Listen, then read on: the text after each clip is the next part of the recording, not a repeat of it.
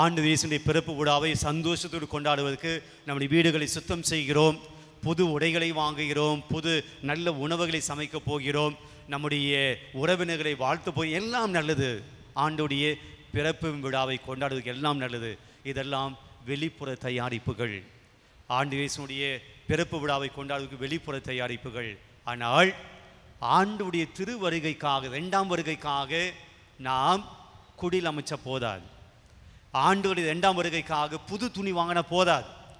ஆண்டுடைய 2ஆம் வருகைக்காக வீடு சுத்தம் பண்ணால் போதாது. ஆண்டுடைய 2ஆம் வருகைக்காக ஸ்டார் கட்டினா போதாது. பிரியமானவர்களே, திருவருகை காலம் என்பது இயேசுனுடைய 2ஆம் வருகை பற்றி யோசிக்க அழைக்கிறது. 2ஆம் வருகை பற்றி சிந்தித்து பார்க்க அழைக்கிறது. எப்போ வருவாங்க தெரியாது, எப்போ நடக்கும் தெரியாது, நம்முடைய மரணம் எப்போது நடக்கும் தெரியாது. ஆனால் எச்சரிக்கையாக இருங்கள்.